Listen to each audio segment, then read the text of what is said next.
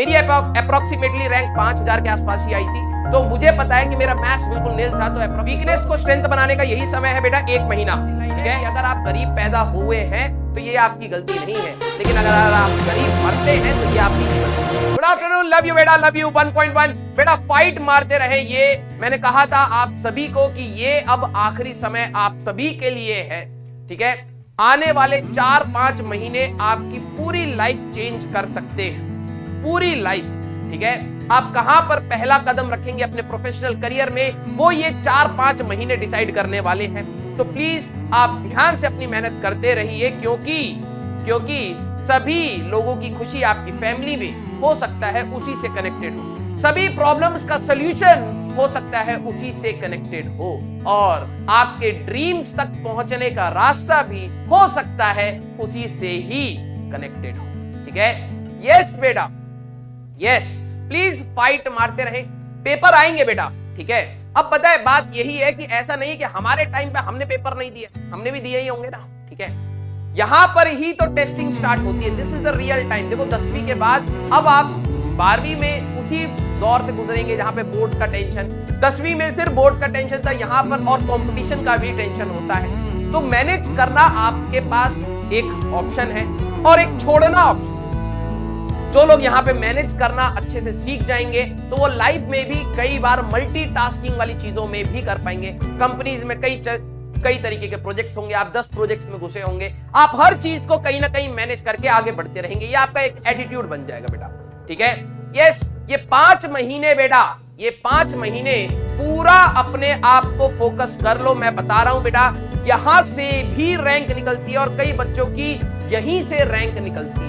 ठीक है, आप लास्ट में खुद बोलोगे कि हाँ यार मैंने जो आखिरी के 5 महीने पढ़े हैं ना, दैट वाज फ्रूटफुल, और उसी की वजह से आप अपनी पूरी 2 साल की पढ़ाई का सबसे ज्यादा क्रेडिट लास्ट मंथ पर दोगे। ठीक है, और आने वाले लेक्चर्स में मैं आप सभी को बताऊंगा बेटा कि 2 तैयारी होती है।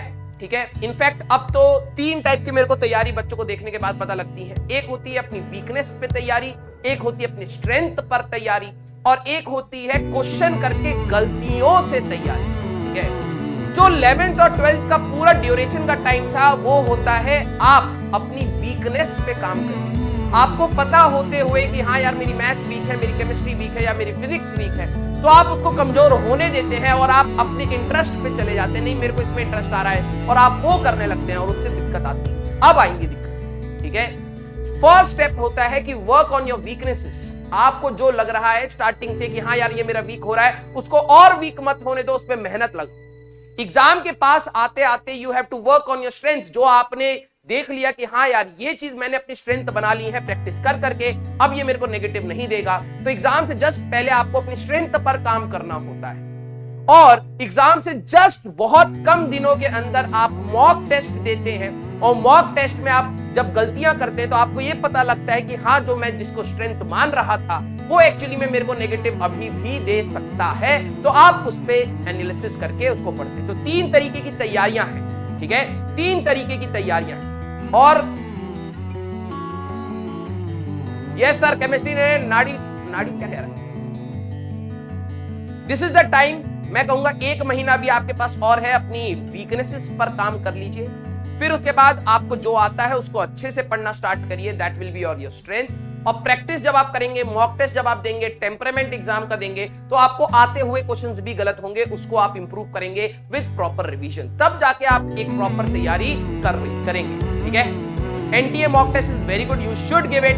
ठीक है, बिकॉज आप मैं ये नहीं कह रहा कि उसके क्वेश्चंस ही आते, लेकिन हाँ अगर आप टाइम बाउंड करके करते हैं तो आपको ये पता लग जाएगा इस लेवल का पेपर जो अप्रोक्सीमेटली उससे प्लस माइनस हो सकता है, लेकिन इस लेवल का पेपर मैं अगर 3 घंटे कर रहा हूं तो क्या मेरे को जो आता है वो छूट रहा है, हाँ या ना, वो आपको पता लग जाए। ठीक है, मैथ्स अगर आपकी मीडियम है बेटा, गलती से भी करके मैंने एक चीज सीखी थी, जो आता है आप उसको शिद्दत से करके आइएगा। जो आपका वीक पार्ट है, जिसमें आपको लगता है कि आपसे ज्यादा क्वेश्चन नहीं होते और या फिर आप गलत करते हैं, अगर आपको 4 ही क्वेश्चन आते हैं तो आप 4 ही करिए, लेकिन श्योर शॉट वाले करिएगा, अदरवाइज आप रिग्रेट करेंगे। ठीक है, वीकनेस को स्ट्रेंथ बनाने का यही समय है बेटा, 1 महीना। ठीक है, मैथ्स में गड्ढा बन गया बेटा, मेरा भी बना था, लेकिन ठीक है, लेकिन कुछ क्वेश्चंस मैं बताऊं बेटा, पूरा पेपर टफ कभी भी किसी सब्जेक्ट का नहीं आता। अगर 30 क्वेश्चन हैं, उनमें से 4 या 5 क्वेश्चन आसान होंगे। ठीक ठीक है। ये 3 क्वेश्चन तो श्योर शॉर्ट आसान होंगे जो सबसे होने चाहिए, वो आपसे भी होने चाहिए।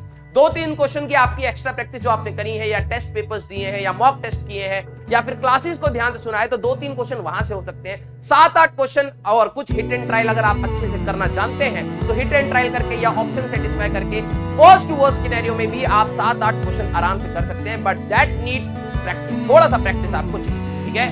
यस, जो बच्चे अपने तीनों सब्जेक्ट को स्ट्रांग लेके चलेंगे उनकी रैंक बहुत अच्छी आ सकती है। जिन बच्चों का एक सब्जेक्ट थोड़ा सा भी डामल डोल है, मैं बता रहा हूं बेटा, विद एक्सपीरियंस वो 1000 के अंदर नहीं घुस सकते, 1000 की टॉप रैंकिंग के अंदर नहीं घुस सकते। उनका मेन रीजन ये होता है क्योंकि 1000 के अंदर वही बच्चे होते हैं जो प्रॉपरली तीनों सब्जेक्ट को अपने स्ट्रांग रख के चल रहे होते हैं। टॉप 100 के अंदर वो बच्चे होते हैं जो तीनों सब्जेक्ट में परफेक्ट हो रहे होते हैं, ठीक है। अगर आपके एक सब्जेक्ट ऐसा है कि सर थोड़ा बहुत आता है, फिजिक्स केमिस्ट्री बिल्कुल अच्छी है, अच्छे मार्क्स आ रहे हैं, लेकिन मैथ्स या केमिस्ट्री या एक सब्जेक्ट आपका डबल डोल है, कभी कभार अच्छा होता है कभी कभार खराब होता है, तो आप 1000 के अंदर नहीं घुस पाएंगे। और अगर आपका एक सब्जेक्ट बिल्कुल खत्म है तो आप समझ लीजिए आप 5000 की रैंक से पीछे ही हैं, 5000 की रैंक से पीछे ही, ठीक है। मेरी अप्रोक्सीमेटली रैंक 5000 के आसपास ही आई थी, तो मुझे पता है कि मेरा मैथ्स बिल्कुल नील था, तो अप्रोक्सीमेट 2 सब्जेक्ट के भरोसे में इतना ही स्कोर कर सकता, ठीक है। अगर आपके 2 सब्जेक्ट डबल डोल होने वाले हैं तो आप समझिए आप पीछे जाते जा रहे हैं, 3 सब्जेक्ट वाला तो बिल्कुल पीछे होगा, ठीक है। आप अपने 1 महीने के बाद अपने स्ट्रेंथ पर काम करना स्टार्ट करेंगे, ठीक है, ओके।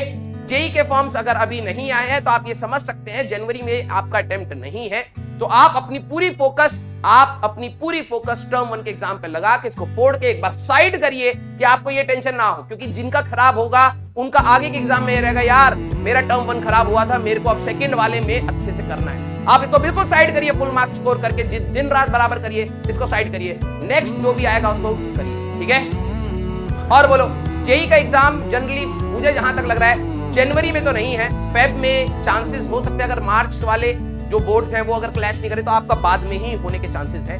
फेब बहुत कम चांसेस है, 20 to 30% मैं अप्रॉक्स बोल सकता हूं, लेकिन उसके बाद ही होने के ज्यादा चांसेस, ठीक है। हाँ, ओके। कंसेप्चुअल मिस्टेक होती है तो बेटा आप अपनी थ्योरी को स्ट्रांग करिए, ठीक है। रिवाइज नहीं होता मुझसे तो बेटा प्लीज आपको समय निकालना पड़ेगा और शॉर्ट नोट्स बनाइए, ठीक है। बेटा श्योर शॉट कोई तरीका नहीं होता, मैं आपको बता रहा हूं, इन सब चीजों से आपको मदद मिलेगी, लेकिन श्योर शॉट नहीं है। अगर आप किसी बच्चे ने नोट्स बना रखे हैं और वो कह रहे हैं कि सर मैं तो नोट्स भी रिवाइज करता हूं फिर भी नहीं आ रहे, वही मैं कह रहा हूं, ये श्योर शॉट नहीं है, लेकिन रास्ता ये उसी तरफ का है। आपको अपने अंदर की कमियां देखनी पड़ेगी, ठीक है, ओके। 11th रिवीजन का आप लोड मत लीजिए, मैंने आपको सभी को बताया था बेटा, जो लोग डिप्रेस हो रहे हैं वो लाजमी है क्योंकि आपने मेहनत नहीं करी है, बट अभी भी आपके पास समय है, आप रो के कर सकते हैं या फिर मेहनत करके कर सकते हैं, वो डिसीजन आपका है, ठीक है। बहुत फेमस सी लाइन है कि अगर आप गरीब पैदा हुए हैं तो ये आपकी गलती नहीं है, लेकिन अगर आप गरीब मरते हैं तो ये आप ही की गलती है, ठीक है। तो अभी तक मान लो कि आप इसी स्टेट में ही पैदा हुए कि आपको कुछ नहीं आता, लेकिन इसके बाद भी अगर आप कलम नहीं उठाते तो ये आपकी ही गलती है, जानते हुए, ठीक है, ओके। हाँ, एग्जाम टेम्परामेंट बेटा, जो लोग टेस्ट नहीं दे रहे वो कभी नहीं समझ पाएंगे कि एग्जाम टेम्परामेंट नाम की क्या चीज होती है। एग्जाम टेम्परामेंट ऐसी चीज है कि आती हुई चीजें प्रेशर में आप गलत करेंगे, या फिर आप लेंदी रूट ले लेंगे, या फिर आप कैलकुलेशन करते समय दूसरे क्वेश्चन का ध्यान देंगे। ये सारी चीजें आपको मॉक टेस्ट से क्लियर होंगी। आप एग्जाम को, टेस्ट को सीरियसली लिया करिए, ठीक है। जो आपकी डीपीपी मिलती है भले ही 10 मिनट की, आप 2-2 मिनट टाइम सेट करिए, 20 मिनट के अंदर उसको टाइम बाउंड करके खत्म करिए, ठीक है। और Is 12th enough for NIT? Yes, I can say. अगर आपकी 12th परफेक्ट है, that is enough for NIT.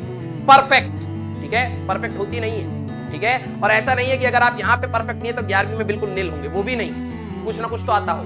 तो अगर आप 50% तैयारी से जाते हैं तो आपको अच्छा सा NIT मिल सकता है, ब्रांच की मैं गारंटी नहीं कहता, ठीक है। हाँ, प्रहार में 11th का रिवीजन स्टार्ट हो जाएगा, सर थ्योरी से ही पढ़ाएंगे, तो जब तक मेरा लेक्चर, मेरा पूरा 12th खत्म नहीं होता तब तक मैं आप सभी को बोलूंगा, जिनको टेंशन है कि नहीं सर 11th का मैं टाइम निकाल सकता हूं, तो गो फॉर प्रहार। जिन बच्चों को नहीं पता है, प्रहार हमारे ऐप में ही लक्ष्य बैच में जाएंगे तो नीचे सब्जेक्ट सेशन आएगा, उसको बिल्कुल लास्ट में स्क्रॉल करेंगे तो आपको फिजिक्स का प्रहार का बैच मिलेगा। वहां पर आप अपनी 11th की तैयारी अभी से जिनको स्टार्ट करनी है आप स्टार्ट कर सकते हैं, ठीक है बेटा, ओके। स्टार्ट करा जाए, स्टार्ट करा जाए।